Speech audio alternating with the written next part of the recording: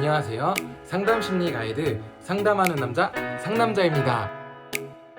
안녕하세요. 상담하는 남자 상남자입니다. 지난 3월 말에 심리상담사 법안이 발의가 되면서 반대하는 학회에서 반대하는 회원들도 있고 찬성하는 회원도 있으면서 큰 이슈가 되고 있습니다. 도대체 심리상담법과 심리사법이 무엇이길래 같은 직역에 있는 사람들끼리 막 반대하고 찬성하고 서로 싸우는 거지? 이런 생각이 들 수도 있습니다. 우선 심리상담 영역에는 우리 심리상담사를 보호할 만한 그런 법이 아직은 없습니다. 그렇기 때문에 심리상담을 전공하지 않거나 자격이 없거나 몇 시간 들으면 나오는 민간 자격증을 가지고 심리상담센터를 차리고 내담자들에게 심리상담을 제공하는 사람들이 있습니다. 그렇기 때문에 인터넷에다가 심리상담 후기만 쳐봐도 부정적인 후기들을 볼 수 있고요. 심리상담 센터를 검색해봐도 자격이 없는 사람들이 심리상담 센터를 차리고 운영하는 것을 찾아볼 수가 있습니다. 이렇게 되면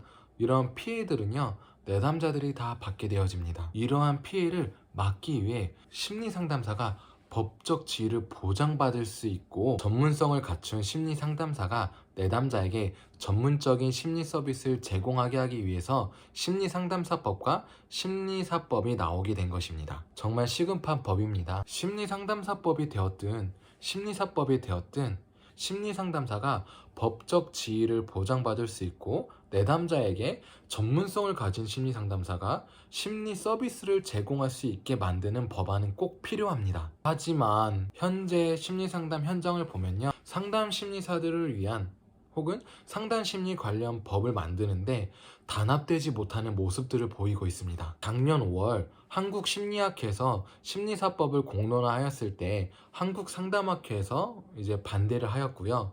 지금 현재는 심리상담사법이 발의가 되면서 한국심리학회, 한국임상심리학회에서 적극적으로 반대 의사를 표현하고 반대 시위나 반대 서명운동을 하고 있습니다. 이러한 모습들은 아무것도 모르는 삼자가 봤을 때 자기네들끼리 결국엔 밥그릇 싸움을 하는 것이 아니냐, 이렇게 바라볼 수도 있고요. 학회 회원들 중에서는 학회끼리 자꾸 이렇게 부딪히니까 어떤 것이 맞는지 아니면 계속 헷갈려 하거나 막막해 하시는 분들이 나타날 수도 있습니다. 그러면 여기서 의문점이 생기죠.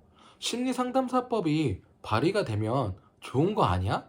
근데 왜 반대를 하고 왜 서로 이렇게 같은 직역 사람들끼리 싸우는 거야? 이렇게 생각을 할 수도 있습니다. 그럼 지금부터 왜 학회마다 입장 차이가 있고 왜 반대를 하는지, 무엇이 문제가 되는지 저와 함께 알아가 보도록 하겠습니다. 우선은 각 학회의 입장 차이를 알려드리겠습니다. 한국임상심리학회는 적절한 교육이나 수련 없이도 심리상담사 자격을 취득할 수 있는 것에 따른 위험성을 제시하면서 적극적인 반대 운동을 하고 있습니다. 한국상담심리학회는 한국심리학회 산학학회이지만 심리상담사 법안에 대해서 반대 운동에 참여하지 않겠다고 입장을 밝혔고 보완과 조율을 통해서 법제화가 실현될 수 있도록 노력하겠다고 입장을 밝혔습니다. 한국상담학회는요, 심리상담사법 발의에 대해서 적극적인 환영 인사를 밝혔지만 응시 자격 기준이 너무 낮은 것에 대해서는 아쉬움을 표현하였습니다. 하지만 법안이 통과된 후에 여러 단계를 통해서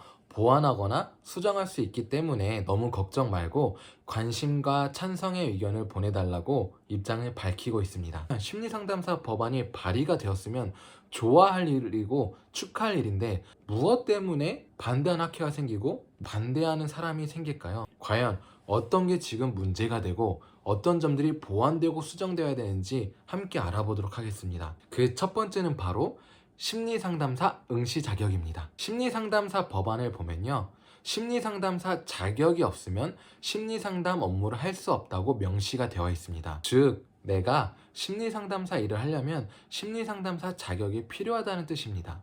그렇다면 심리상담사 응시 자격은 어떻게 되는지 한번 보도록 하겠습니다. 심리상담사 응시 자격은요, 대학이나 대학원 등에서 심리학이나 상담학 과목을 이수하고 졸업하거나 아니면 심리상담 관련 시설에서 5년 이상 심리상담 업무를 하였으면 심리상담사 응시 자격이 생겨집니다. 여기서 과연 무엇이 문제가 되느냐? 우선은 상담학이나 심리학을 관련된 과목만 이수해도 응시 자격이 생긴다는 것 자체가 기준이 좀 많이 낮은 편입니다. 하지만 더 문제가 되는 것은 무엇이냐면요. 심리상담 관련 시설에서 5년 동안 심리상담 업무를 종사한 사람도 응시 자격이 있다는 겁니다. 이게 무슨 뜻이냐면요. 심리상담 관련된 학과를 졸업하지 않거나 심리상담 관련된 수업을 이수하지 않아도 심리상담 관련된 시설에서 심리상담 관련 업무를 5년 종사한 사람이라면 심리상담사 응시 자격이 주어진다는 겁니다. 다른 전문직을 예시로 들면서 제가 더 쉽게 설명해 보도록 하겠습니다. 간호조무사분들이 병원에서 5년을 일했으니까 간호사 응시 자격이 생기는 것이고요. 회계사무소에서 5년 일한 사람이 회계사를 시험 볼 수 있는 응시 자격이 생기는 거고요. 사회복지관에서 일을 5년 동안 한 사람이 사회복지사 응시 자격이 생긴다는 겁니다. 이 말은 간호학이나 회계학이나 사회복지학 수업을 듣지 않거나 전공을 하지 않아도 그런 업종에서 5년을 일을 하면 시험을 볼 수 있다는 겁니다. 이게 말이 되는 겁니까?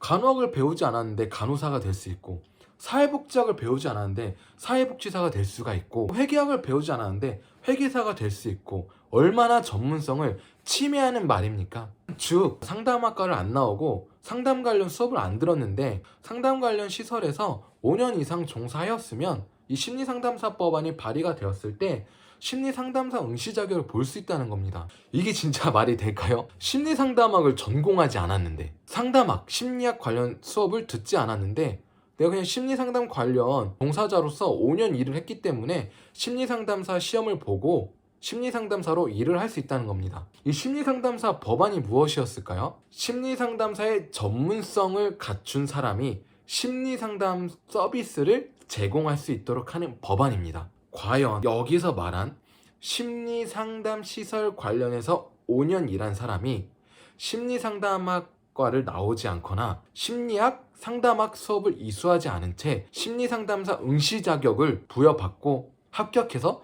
심리상담사로 활동을 하면 전문성이 보장된다고 볼 수가 있을까요? 이것은 우리가 스스로 우리 상담심리사의 전문성들을 낮추는 꼴입니다. 생각해보세요.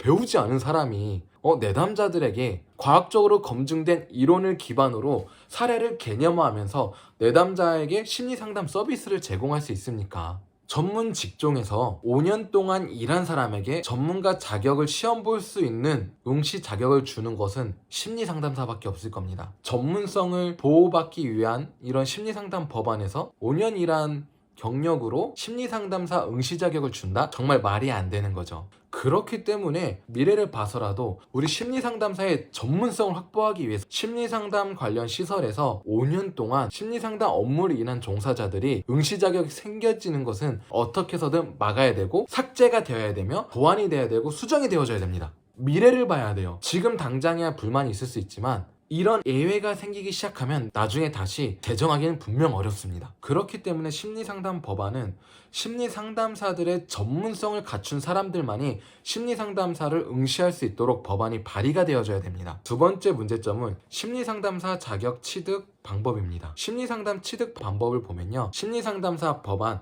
제9조에 나와 있습니다. 심리상담사 시험은 1차 시험과 2차 시험으로 구분하여 실시한다고 되어 있고요. 제35조에 업무를 시작하려면 실무 교육을 받아야 한다라고 명시되어 있습니다. 이것만 봤을 때는 현재 시행되고 있는 국가 자격증인 청소년 상담사와 한국산업인력공단의 임상심리사 자격증과 별반 차이가 없습니다. 내가 청소년 상담사 자격을 취득하였다고 해서 상담을 할 수 있다는 게 검증이 되는 것도 아니고요. 내가 한국산업인력공단 임상심리사 자격증을 취득하였다고 하여서 심리평가를 할 수 있고 심리보고서를 작성할 수 있고 심리치료를 할 수 있다고 검증을 할 수가 없습니다. 그 이유가 뭐냐면 이러한 국가 자격증들은 수련 과정이 필요 없이 그냥 암기로 충분히 취득할 수 있기 때문입니다. 심리상담이나 심리평가나 그런 행위들은요, 수많은 수련 시간과 전문적인 수련 자격 과정을 거쳐서 훈련이 되었을 때 내담자에게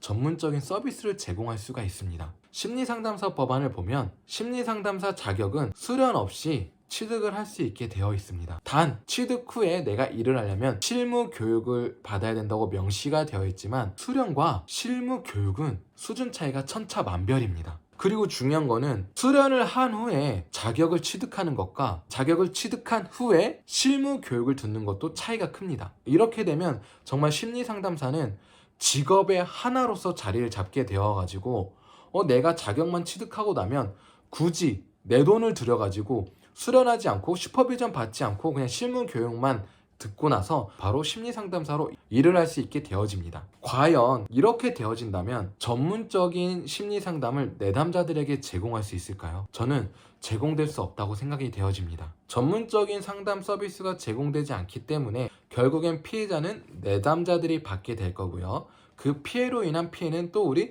심리상담사 영역이 받게 될 것입니다. 내담자들이 내가 전문적인 심리상담 서비스를 받지 못해서 뭐야 심리상담사는 전문성이 없네 이런 분위기가 형성이 되면 우리들의 전문성은 당연히 밑바닥을 치게 될 것입니다. 그렇기 때문에 심리상담사 법안은 정말 전문성을 가진 사람이 심리상담사 응시 자격을 할 수 있도록 보호를 해야 되고요. 내담자들이 전문성을 갖춘 상담사에게 심리 서비스를 제공받을 수 있도록 힘써야 됩니다. 그러기 위해서는 아까 앞에서 말한 심리상담사 종사자 5년 사람들이 응시 자격을 볼 수 있는 항목과 심리상담사들이 수련 없이 시험 볼 수 있는 항목은 삭제되어야 되고 수정되어야 되고 보완되어져야 됩니다. 심리상담사 법안을 찬성하는 학회에서는 이 항목들에 대해서 어떻게 생각하는지 입장을 확실하게 표명해줘야 많은 회원들이 찬성을 할지 반대를 할지 의견을 모을 수가 있습니다. 이 영상을 보고 있는 여러분들은 이 심리상담사 법안에 대해서 어떻게 생각을 하시나요? 찬성을 하든 반대를 하든 상관은 없습니다.